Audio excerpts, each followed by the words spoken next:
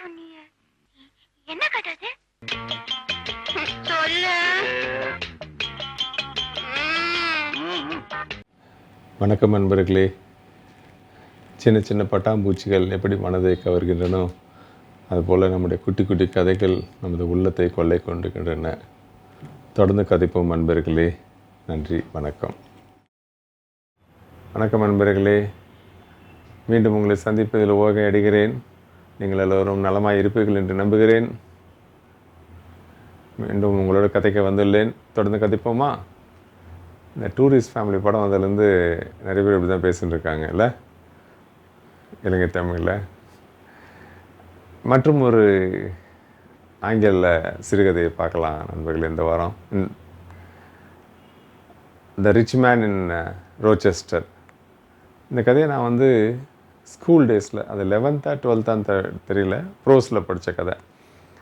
ரொம்ப நல்லா இருந்துச்சு. அந்த கதை ஞாபகம் வந்துச்சு, உங்களோட நான் இப்போ பகிர்ந்துக்கலான் இருக்கேன். ரோச்செஸ்டர் அப்படின்ற ஒரு டவுனில், அது யார் கிளப்பின பொருள்னு தெரில, திடீர்னு பஞ்சம் வரப்போகுதுன்ட்டு எல்லாரும் ஒரு பயம் வந்துடுச்சு. மக்கள் பணத்தை செலவு பண்ணுறதுக்கே பயந்துருந்தாங்க. வெறும் இந்த சாப்பிட்ற இடங்க, அப்புறம் ஹோட்டல்ஸு, மளிகை கடைங்க, காய்கறி கடை, இங்கே மட்டும்தான் வியாபாரம். வேறு எங்கேயுமே வியாபாரம் இல்லை. துணி கடை, அப்புறம் நகைக்கடை, செருப்பு கடை எல்லாம் ஒன்றுமே இல்லை. காலையிலேருந்து உக்காந்தாங்கன்னா ஒன்றும் வியாபாரம் நடக்காது. யாருக்கும் பணத்தை செலவு பண்ணுறதுக்கே பயமாக இருக்குது. பஞ்சம் வந்துச்சுன்னா என்ன பண்ணுறது, இருக்கிற காசை நம்ம ஸ்டோர் பண்ணி வைக்கலாம் அப்படின்ட்டாங்க. எல்லா கடையில் இருந்தவங்களாம் வேலையை விட்டு நிறுத்திட்டாங்க. அவங்க கடையோட முதலாளி மட்டும் உட்காந்து கடையை நிறுத்திருந்தார். ஒரு கார் ஷோரூம் இருந்துச்சு. சொல்லுவாங்கள்ல, சாமியே நடந்து போகிறாருன்னா பூசாரிக்கு புல்லட் கேட்குதானுவாங்களே, அந்த மாதிரி இந்த செருப்பு, துணி இதெல்லாமே விற்காதப்போ எங்கேருந்து போய் கார் விற்கிறது? அது பெரிய கார் ஷோரூம். அவர் நிறைய காஸ்ட்லியான காருங்களாம் வாங்கி வச்சுட்டு இருந்தார். மல்டி கார் ஷோரூம் அது.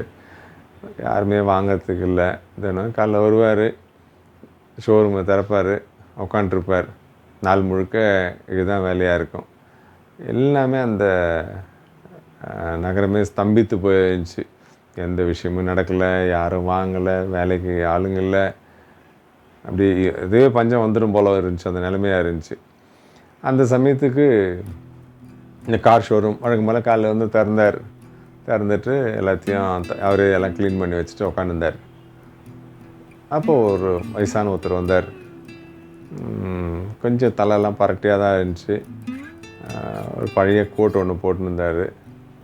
உட்காந்தார். நல்லா தோரணி பார்த்தாலே ஏதோ ஒரு பெரிய லெவலில் இருந்த ஒரு போல இருக்குது, ரிட்டையர் ஆன பர்சன் போல இருக்குது அப்படின்ட்டு இவருக்கு கொஞ்சம் மரியாதையில், வாங்கய்யா என்ன வேணும்னார். எனக்கு ஒரு லக்ஸரியான கார் வாங்கினார். அவ்வளோதான். இவர் கையிலேயே பிடிக்க முடியல அப்படின்ட்டு அவர் எல்லா கொட்டேஷன்ஸ்லாம் அதை தான் காட்டுறாரு. நல்ல காராக ஒன்று சொல்லுங்கள் அப்படிங்கிறார். அவர் உடனே, ஐயா நான் உங்களுக்கு மேக்ஸிமம் டிஸ்கவுண்ட் தரேன் அப்படின்னு சொல்லி ஒரு கார் சொல்லிவிட்டு $1 lakh அப்படின்னார். அவர் ஒன்றும் பேசலை. நேராக செக்கை எடுத்தார். $1 lakh வேணார். கையெழுத்து போட்டார். இந்தாங்க நீங்களே பேரெல்லாம் ஃபில் பண்ணிங்க அப்படின்னு கொடுத்துட்டு அவர் கிளம்பிட்டார். அவ்வளோதான். இவருக்கு ஒன்றும் கையில் பிடிக்க முடியல. கார் ஷோரூம் ஓனருக்கு $1 லட்சம் அது போகும்போது சொல்லிட்டு போனார் பெரியவர், செக்கை நாளைக்கு போடுங்க, இன்றைக்கி போட்டுறாதீங்க அப்படின்னு சொல்லிட்டு போயிட்டார். அவ்வளோதான். இவர் உடனே ஒய்ஃபுக்கு ஃபோன் பண்ணார். ஒரு படத்தில் சந்தானம் ஒய்ஃபுக்கு ஃபோன் பண்ணி, போன வாரம் நம்ம ஒரு வைர நெக்லஸ் பார்த்தோமே அப்படின்னு ஆரம்பிச்சுட்டு, அதுக்கு பக்கத்தில் கிடைக்கிற பாரில் நான் தண்ணி வச்சுனுக்கிறேன்னு வேறு. அந்த மாதிரி இல்லாமல் இவர் நிஜமாக நீ ஒரு வைர நெக்லஸ் வாங்கணும்னு சொன்னியே, வா இன்றைக்கி ஒரு நல்ல வியாபாரம் நடந்துருக்குது, நம்ம போகலான்னார். உடனே ஒய்ஃப் ரொம்ப ஹாப்பியாக வந்தாங்க. 2 பேரும் போனாங்க. ஒரு ஜுவல் ஷாப்பில் போயிட்டு ஒரு நெக்லஸ் வாங்கிட்டாங்க. வாங்கின உடனே அவருக்கும் சந்தோஷமாயிடுச்சு, ஜுவல்லரிக்காருக்கு. உடனே அவர் வீட்டுக்கு ஃபோன் பண்ணார். ஏம்மா நம்ம பசங்களுக்கெல்லாம் துணி எடுத்துகிறோம் நாள் ஆச்சு, எல்லோரும் வாங்க நம்ம துணி கடையில் போய் துணி வாங்கலான்னார். எல்லாம் ஃபேமிலியோடு போனாங்க. துணி கடையில் போய் பெரிய ஒரு பர்ச்சேஸ் பண்ணாங்க. அவ்வளோதான். துணி கடைக்காரருக்கு சந்தோஷமாயிடுச்சு. அவர் அப்படியே செருப்பு கடை. அவ்வளோதான். கொஞ்சம் அன்றைக்கி மாலைக்குள்ளே பார்த்திங்கன்னா மற்ற டவுன்லேயும் வியாபாரம் பழைய மாதிரி கடைன்னு நடக்க ஆரம்பிச்சிருச்சு. எல்லாருக்கும் ரொம்ப மகிழ்ச்சியாக இருந்துச்சு. ஆஹா மறுபடியும் ரோச்செஸ்டர் எழுப்பி நின்றுச்சு அப்படின்ட்டு எல்லாம் மகிழ்ச்சியாக இருந்தாங்க. இவர் கார் ஓனர் வீட்டுக்கு போயிட்டார். அடுத்த நாள் காலையில் வந்தார். வழக்கம் போல் ஷோரூமை திறந்தார். சரி இனிமேல் நல்லா வியாபாரம் நடக்குன்ட்டு ஒரு 2 பேரை மட்டும் வேலைக்கு வர சொல்லிட்டு இருந்தார். வந்த உடனே உட்கார்றாரு. இவர் வரும்போதே 2 வாலிபருங்க வெளியே நின்றுருந்தாங்க. இவர் உள்ளே போனோடனே அவரும் நல்லா டீக்காக ட்ரெஸ் பண்ணியிருந்தாங்க. அவருக்கு ரொம்ப திருப்தி. ஒரு வயசானாலே வந்து $1,00,000 வாங்கிட்டாருன்னா காரு, ஆஹா 2 பேர் வந்துக்கிறாங்க, நல்லா வாங்க போகிறாங்க, வியாபாரம் சூடு பிடிச்சிச்சுன்னு உட்காந்தார். அவங்க 2 பேரும் கூப்பிட்டு வாங்க உட்காருங்க, என்னங்க அப்படின்னார். 2 பேரும் அம்மா தயங்கி சார் நேற்று ஒரு பெரியவர் வந்து உங்களுக்கு செக் கொடுத்தாரானார். ஆமாங்க $1,00,000 செக் கொடுத்தாரு, பேங்க்கில் போட்டிங்களான்னார். இல்லைங்க இதுக்கு மேலே தான் போட போகிறேன்னார்.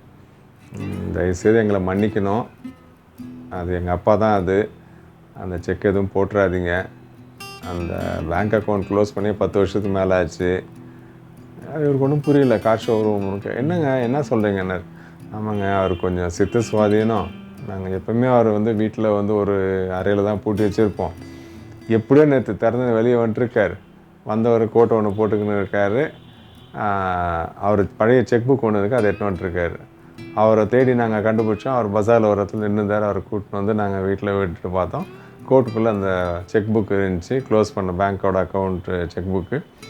அதில் ஒரு செக் கிழிஞ்சிட்டு இருந்துச்சு.